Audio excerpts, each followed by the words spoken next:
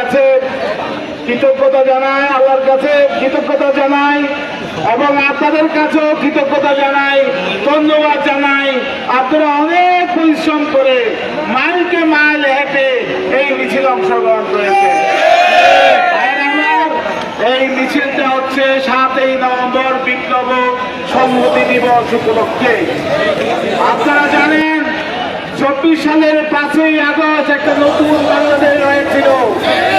ঠিক একইভাবে 1975 সালের 7ই নভেম্বর ঠিক একইভাবে একটা নতুন বাংলাদেশের যাত্রা করেছিলেন শহীদ রাষ্ট্রপতি জিয়াউর রহমান।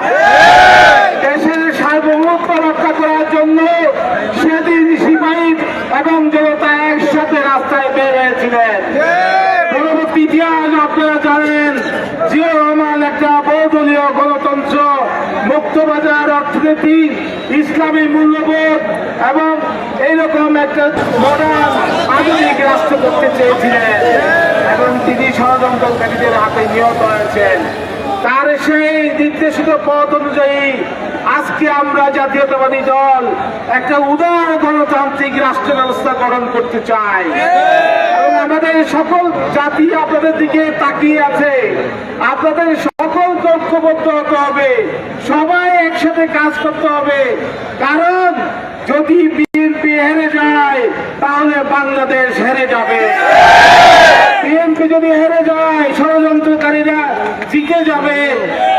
যারা বাংলাদেশ নিয়ে বারবার ষড়যন্ত্র করেছে, যারা ভোট চায় না, তারাই পিয়ার পদ্ধতি চায়। ভোট না হওয়ার জন্য তাল বাহানা করছে তারা। তাদের সাধারণ জনগণ 15 বছর ভোট দিতে পারে নাই, একইভাবে যাতে আবার ভোট দিতে না পারে সেই কারণে পিয়ার পদ্ধতির কথা বলছে।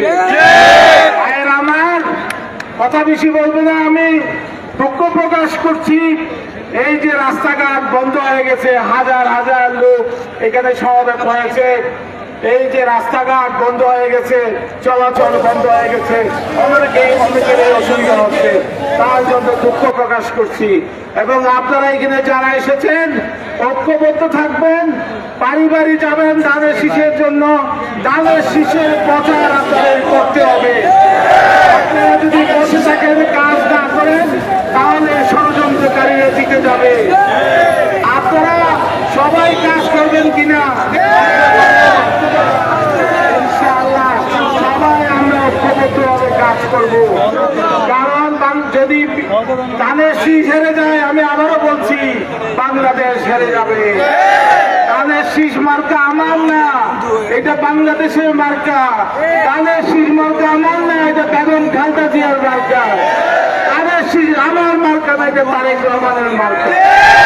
ধানের শীষ আমার মার্কা না, আপনাদের সকলেরই মার্কা এটা। তাই ব্যক্তিগত বিষয় না, সবাই একসাথে কাজ করবে ইনশাআল্লাহ। এবং আমরা এটাই আজকের এই মিছিল এটাই প্রমাণ করে দিয়েছে, কক্সবাজার জেলার মাটি ধানের শীষে। রাস্তাটা একটু ছেড়ে দেন, রাস্তাটা একটু ছেড়ে দিন, হাতে গাড়ি চলাচল করতে পারে এবং আস্তে আস্তে বাড়ি চলে যান। আসলে